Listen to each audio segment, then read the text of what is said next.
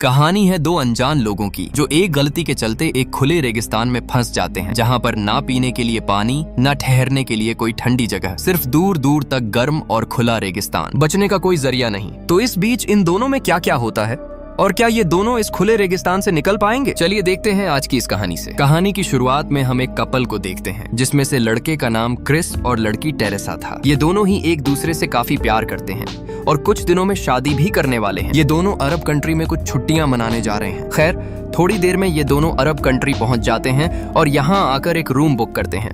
रात के डिनर के लिए टेरेसा पहले ही एक होटल में चली जाती है, जबकि क्रिस को आने में थोड़ा टाइम लग रहा था। इसी होटल में हम एक डेविड नाम के जवान लड़के को देखते हैं जो कि टेरेसा के ऊपर अपनी नजर लगाए बैठा था और इसके लिए यहाँ की फेमस एक खाने की डिश भिजवाता है। मगर इसी दौरान यहाँ पर क्रिस आ जाता है।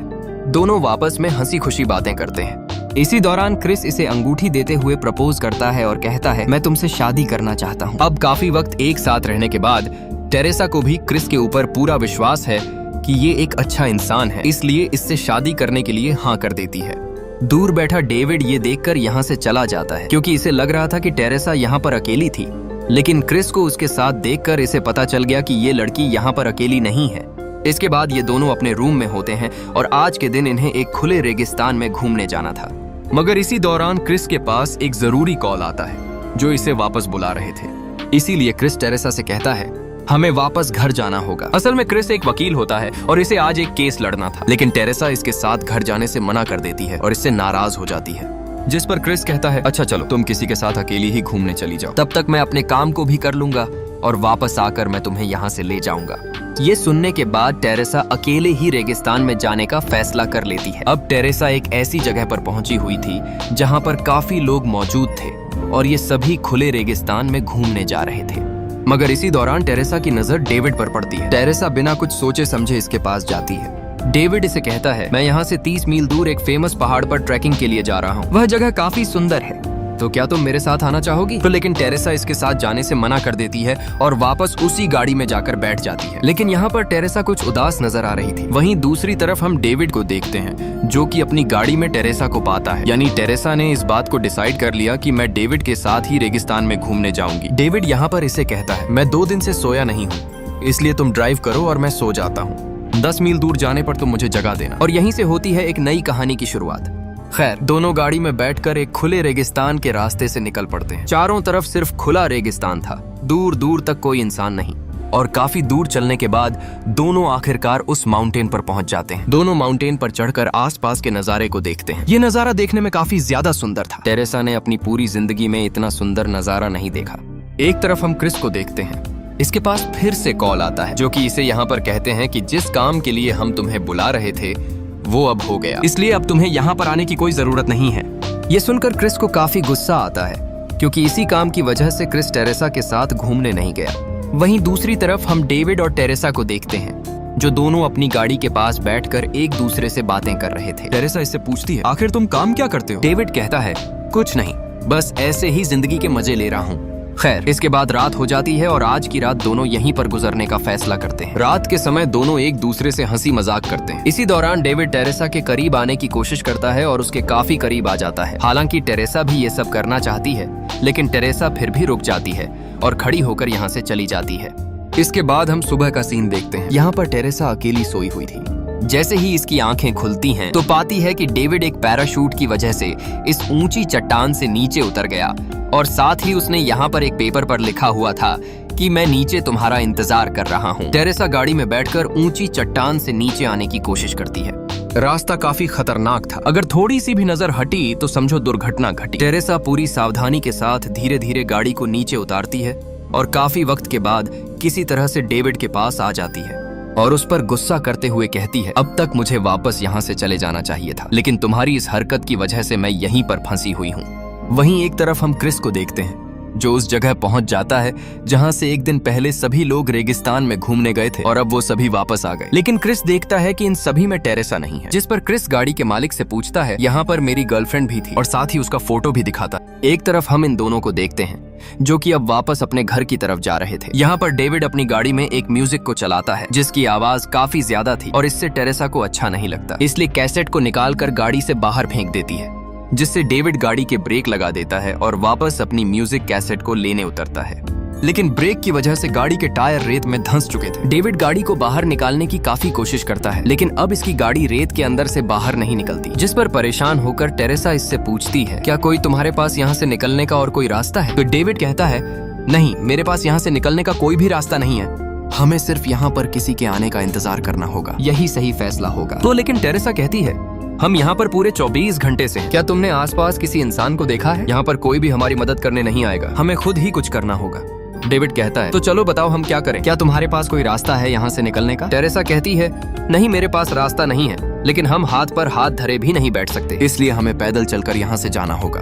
डेविड कहता है, देखो, मैं यहाँ पर काफी बार आ चुका हूँ और पैदल चलकर यहाँ से निकलना बिल्कुल भी आसान नहीं है। तुम प्यास की वजह से मर जाओगी, इसलिए बेहतर होगा कि यहीं पर बैठकर किसी के आने का इंतजार करो। लेकिन टेरेसा इसकी बात को नहीं मानती और अकेले ही यहाँ से निकल पड़ती है। बेचारी टेरेसा इस तपते रेगिस्तान में अपने हाथ में एक पानी की बोतल को लिए निकल पड़ती है, लेकिन इसे दूर दूर तक सिर्फ एक ही चीज नजर आ रही थी, वो था रेत के ऊंचे पहाड़ और कुछ भी नहीं।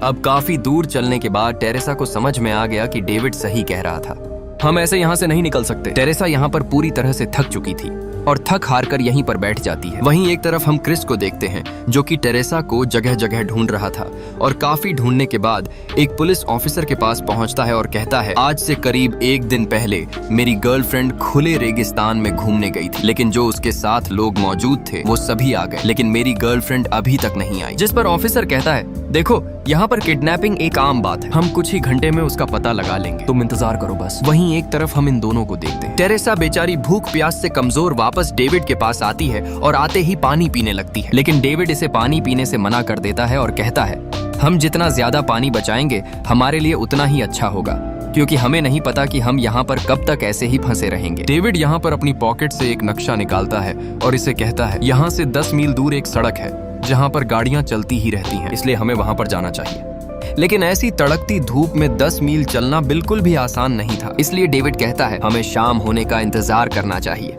शाम को यहाँ का मौसम ठंडा होगा जिससे हमें चलने में आसानी होगी। खैर, थोड़ी देर बाद अब यहाँ पर शाम भी हो जाती है और दोनों अपने रास्ते चलने लगते हैं। दोनों थके हारे, भूख से कमजोर, सिर्फ एक झूठी उम्मीद के साथ जाते हैं कि हमें आगे जाने पर घर जाने का रास्ता मिल ही जाएगा, लेकिन आगे क्या होगा इन दोनों को कुछ भी नहीं पता। अब काफी दूर चलने के बाद टेरेसा काफी थक गई, इसलिए यहीं पर बैठकर 2 घूंट पानी पीने लगती है, मगर इसी दौरान यहाँ पर एक तेज तूफान आता है, जिसकी वजह से इनके लिए आगे चलना पूरी तरह से मुश्किल हो गया। दोनों एक दूसरे को पकड़कर यहीं पर गिर जाते हैं। अब इसके बाद हम सुबह का सीन देखते हैं, जहाँ पर ये दोनों इस खुले और गर्म रेगिस्तान में लेटे हुए थे। टेरेसा खड़ी होती है तो देखती है कि यहाँ से कुछ ही दूरी पर एक सड़क पर गाड़ियाँ चल रही हैं। ये देखकर दोनों को काफी खुशी होती है। पूरे 2 दिन बाद इन्हें यहाँ से निकलने की एक उम्मीद नजर आई थी।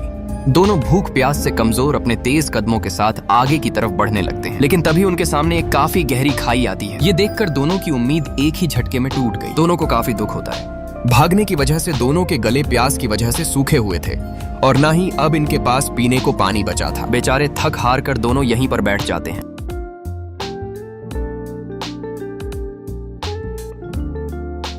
तभी टेरेसा डेविड से कहती है, क्या हम पैराशूट की मदद से इसे पार कर सकते हैं? जिस पर डेविड हल्के लफ्जों में कहता है, हमें थोड़ा आराम करना चाहिए, उसके बाद यहाँ से निकलने का सोचेंगे। एक तरफ हम क्रिस को देखते हैं, जो कि टेरेसा का पता लगाने के लिए उसी जगह पर पहुंच जाता है जहां से टेरेसा डेविड के साथ निकली थी। क्रिस यहाँ पर एक बूढ़े आदमी को टेरेसा की फोटो दिखाते हुए पूछता है, क्या तुमने इस लड़की को देखा है? बूढ़ा आदमी फोटो को देखते ही पहचान लेता है और कहता है, हाँ, मैंने इस लड़की को आज से करीब 2 दिन पहले देखा था और मुझे पता है वो कहाँ पर गई है। ये सुनकर क्रिस को काफी खुशी हुई और इसे कहता है, क्या तुम मुझे उस जगह पर पहुंचा सकते हो? बूढ़ा आदमी कुछ नहीं बोलता। क्रिस कहता है, मैं तुम्हें इसके बदले पैसे दूंगा। जिस पर बूढ़ा आदमी अपने 2 लड़कों को बुलाता है और इन्हें क्रिस को अपने साथ ले जाने को कहता है। एक तरफ हम इन दोनों को देखते हैं, जो कि एक बड़ी चट्टान की छाया में आराम कर रहे थे। काफी वक्त के बाद इन्होंने छाया में अपने कुछ पल गुजारे थे। अब काफी आराम करने के बाद दोनों ही इस खाई को उतरकर पार करने का फैसला करते हैं। दोनों धीरे धीरे खाई में उतरने लगते हैं, मगर इसी दौरान टेरेसा का पैर फिसलने लगता है, लेकिन डेविड अपने हाथ से इसके पैर को पकड़कर सहारा देता है, जिससे अब डेविड को अपने ऊपर कंट्रोल नहीं रहता और उसका खुद का पैर फिसल जाता है। इसी दौरान सीन कट होता है और हम डेविड को इसी ऊंची चट्टान से लटके हुए देखते हैं। टेरेसा किसी तरह से इसे अपना हाथ देकर ऊपर खींच लेती है। गिरने की वजह से डेविड के पेट पर काफी गहरा जख्म था जिसमें एक छोटा पत्थर घुसा हुआ था। अब इनके पास यहाँ से निकलने की कोई उम्मीद नहीं बची। बेचारे दोनों भूख प्यास से कमजोर, यहाँ तक कि उनके होंठ भी सूखे पड़ गए थे क्योंकि उन्होंने काफी वक्त से पानी नहीं पिया था। तभी टेरेसा एक आखिरी उम्मीद के साथ पैराशूट को खोलती है और यहाँ से सीधा जंप करने की कोशिश करती है। काफी कोशिश करने के बाद टेरेसा खाई में जंप कर पाती है। पहले तो टेरेसा धीरे धीरे आगे की तरफ जा रही थी, मगर तभी अचानक पैराशूट नीचे की तरफ जाने लगता है जिससे टेरेसा चट्टान से टकराती है और नीचे गिर जाती है। एक तरफ हम क्रिस को देखते हैं जो कि इन दोनों के साथ उस जगह पर पहुंच जाता है जिस चट्टान पर डेविड और टेरेसा आए थे। यहाँ पर क्रिस को टेरेसा का फोन मिलता है जिसमें एक वीडियो बनी हुई थी। इस वीडियो में डेविड और टेरेसा दोनों काफी हंसी खुशी थे और काफी करीब थे। ये देखकर क्रिस को काफी बुरा लगता है। हालांकि उन दोनों के बीच ऐसा कुछ हुआ नहीं था जैसा कि अब इसने सोच लिया। वहीं एक तरफ हम टेरेसा को देखते हैं जो कि नीचे खाई में बेहोश पड़ी हुई थी। थोड़ी देर बाद टेरेसा की आंखें खुलती हैं तो पाती है कि मैं एक छोटे गंदे नाले में पड़ी हूँ। प्यास की वजह से गला सूखा हुआ था, इसलिए बिना कुछ सोचे समझे ही इस गंदे पानी को ही पीने लगती है। इसी दौरान यहाँ पर एक छोटी बच्ची खेलती हुई आती है,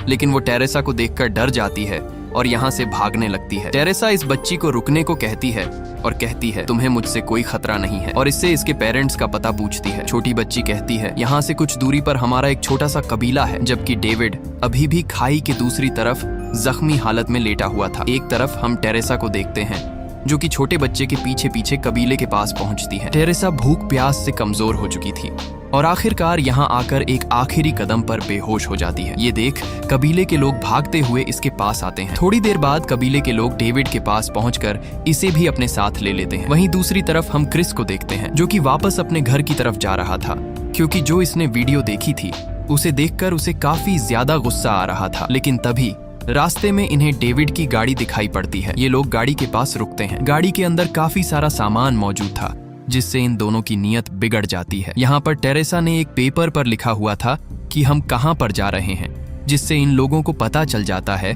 कि टेरेसा और डेविड कहाँ पर गए हैं। एक तरफ हम डेविड, टेरेसा और कबीले के लोगों को देखते हैं। रात का समय था। डेविड और टेरेसा दोनों लेटे हुए थे। यहाँ पर ये दोनों एक दूसरे के काफी करीब थे और एक वक्त ऐसा आता है कि दोनों अपने आप को रोक नहीं पाते और आज की रात दोनों खूब मजे करते हैं। एक तरफ हम इन लोगों को देखते हैं जो कि उस ऊंची खाई के पास पहुंच गए थे और दूरबीन से देखते हैं कि डेविड और टेरेसा ऊंट के ऊपर बैठकर एक कबीले के साथ यहाँ से जा रहे हैं। इसलिए अपने गाड़ी के जरिए एक लंबे रास्ते से चलते हुए उनके पास पहुंचते हैं और इन दोनों को अपने साथ अपनी गाड़ी में बैठाते हैं। अब ये सभी गाड़ी में मौजूद होते हैं, लेकिन हम यहाँ पर डेविड को नहीं देख पाते क्योंकि इन दोनों ने मिलकर उसे बेहोश करके गाड़ी की डिग्गी में बांध कर पटका हुआ था। यहाँ पर ये लोग डेविड से पूछते हैं तुम्हारी गाड़ी कहाँ पर है? डेविड कहता है यहाँ से कुछ ही दूरी पर मौजूद है। असल में वो रेत में फंस गई और वो अब नहीं निकल पा रही। ये लोग कहते हैं अगर तुम चाहो तो हम तुम्हें तुम्हारी गाड़ी के पास छोड़ सकते हैं और साथ ही हम तुम्हारी गाड़ी को निकलवाने में भी तुम्हारा साथ देंगे। इसके लिए डेविड और टेरेसा दोनों राजी हो जाते हैं जहाँ पर डेविड की गाड़ी मौजूद थी। लेकिन यहाँ पर आकर ये दोनों टेरेसा और डेविड को नीचे गिरा देते हैं और दोनों के ऊपर बंदूक रख देते हैं। इसी दौरान यहाँ पर लंबी दाढ़ी मूंछों वाला एक आदमी अपने दो लोगों के साथ आता है। असल में ये लोग डेविड, क्रिस और टेरेसा को इस लंबी दाढ़ी मूंछों वाले आदमी को बेच रहे थे। इनका सौदा 70,000 में हुआ था, लेकिन दाढ़ी वाला आदमी अपनी बात से मुकर जाता है और कहता है मैं तुम्हें सिर्फ 50,000 ही पैसे दूंगा, जिसके चलते इन सभी में बहस शुरू हो जाती है। यहाँ पर ये आदमी टेरेसा के साथ बदतमीजी करते हुए कहता है अपने कपड़े उतारो, जिस पर टेरेसा को काफी गुस्सा आता है और इसके मुंह पर थूकती है। इसके ऐसे बर्ताव से इस आदमी का गुस्सा 7वें आसमान पर पहुंच गया और उसे गोली मारने वाला ही होता है कि तभी पीछे से एक लड़का इसके ऊपर फायरिंग कर देता है। थोड़ी देर में उनके बीच गोलियां चलने लगती हैं और सिर्फ बचता है तो लंबी दाढ़ी मूंछों वाला ये आदमी। यहीं पर हम डेविड को देखते हैं जिसके पास एक बंदूक पड़ी हुई थी। डेविड पूरी चालाकी से किसी तरह से बंदूक को उठाकर इसके ऊपर फायरिंग कर देता है, जिससे कि अब ये भी मर जाता है। अब यहाँ पर सिर्फ टेरेसा, डेविड और क्रिस ही जिंदा बचे थे। डेविड टेरेसा से कहता है गाड़ी के टायर की हवा निकाल दो, इससे गाड़ी बाहर आ जाएगी। जिस पर क्रिस डेविड से कहता है जब तुम्हें पता था कि हवा निकालने से गाड़ी बाहर निकल जाएगी तो तुमने ऐसा 2 दिन पहले ही क्यों नहीं किया? ये तो पहले भी कर सकते थे।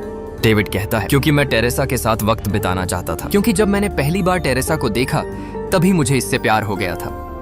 टेरेसा को ये सुनकर गुस्सा तो आता है, लेकिन डेविड से कुछ नहीं कहती। खैर, इसके बाद ये तीनों गाड़ी में बैठकर यहाँ से जाने लगते हैं। डेविड पीछे लेटा हुआ था और इसे जख्म की वजह से काफी दर्द हो रहा था। यहाँ पर सब कुछ शांत था, कोई किसी से कुछ भी नहीं बोलता। और अब इसी के साथ ये कहानी खत्म होती है। दोस्तों, उम्मीद करता हूँ कि आपको ये कहानी पसंद आई होगी।